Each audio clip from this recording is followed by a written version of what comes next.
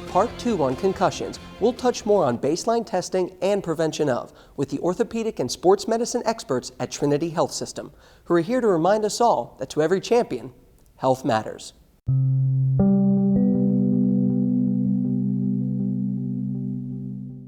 Baseline testing for concussions is useful for a lot of situations. I think it's more useful particularly when somebody has an incident consistent with a concussion, but they don't really show symptoms of it.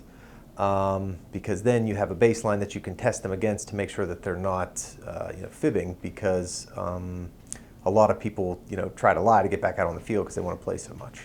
It's really important to have a baseline so we know what happens whenever you're talking with concussions. Now, does everybody that walks in our office have a baseline? No, unfortunately not. It's really just another tool. We have a baseline on all of our athletes, all the different schools that we cover. And that way we know how they are normally. We know their memory, we know their reaction time, we know how well they make choices, how well they do trails, connecting the dots, stuff like that normally. And then that way if they have a concussion, if we suspect they have a concussion, we can go back, we can look at their results, we can say, all right, take this test again. Well, you're twice as slow as you were the first time. So even though you're telling me that you're feeling good and you want to get back out on the field, this is telling me you're not ready, which is why we do the baselines for everybody. The baseline testing is also called neurocognitive tests.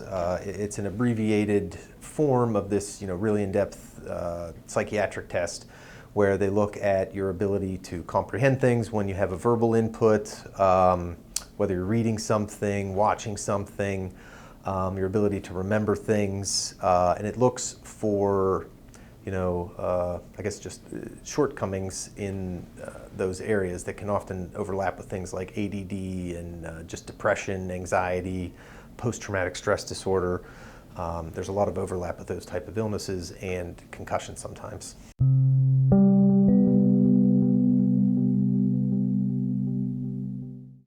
We went to C3 Logic, which is iPad-based and cloud-based.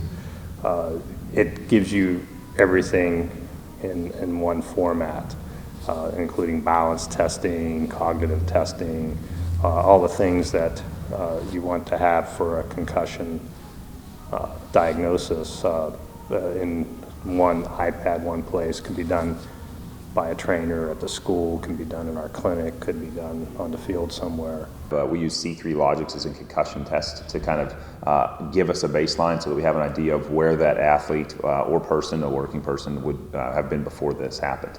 That gives us things like reaction time, their perception, balance, all those things are a piece of that, which we use a computer-based model for. It allows us to really understand what is happening inside the brain. Because you might come in our office and you look okay, but the test might say otherwise. So it gives us just like an extra tool.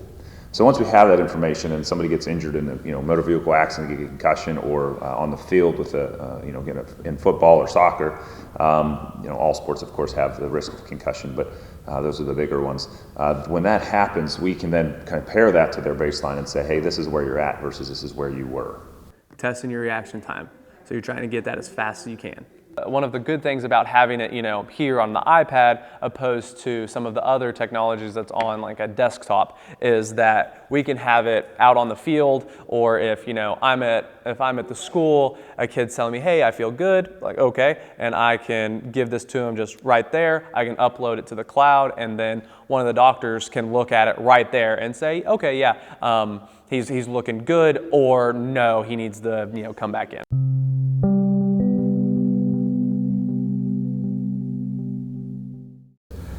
And even follow-up testing, like sometimes it's, kids are especially when they're in school and they have, time issues and they don't want to miss their practice potentially. So the trainer can really test them in the training room, get it to us, and we can say yay or nay, they can go or they can't. We won't even do this test until the athlete is telling us that they're feeling good. that, hey, it's been like 3 days since I've had a headache. I'm back to, I'm not dizzy all the time and everything. And we're like, okay, well, let's see how you do with this. And most of the time, they might not do great on it their first time, but it's not going to make their symptoms worse. With regard to returning an athlete back to play, the most recent recommendations suggest that you do it in a stepwise fashion. So first, we treat the athlete with the relative brain rest and make sure that they don't have any symptoms. And then we will test them with the neurocognitive test, the baseline testing, to see how they compare to their baseline. And if all that stuff looks good, then we can start doing their physical return to play portion of it, which again is just a stepwise fashion. So you start with a jog, you move on to a run, then you do some cuts and pivots and more athletic moves. And then you suit all up with full gear and you do no contact. And as long as you have no symptom through all of these individual steps, then it becomes reasonable to risk them going back to full contact activity, knowing that they're completely healed from their concussion. And with that two-part coverage on concussions, we've learned the importance of baseline testing and prevention, and that atop every great athlete is a good head on their shoulders. We will be back next week with the orthopedic and sports medicine experts of Trinity Health System. So stay tuned, stay vigilant, and stay on the field.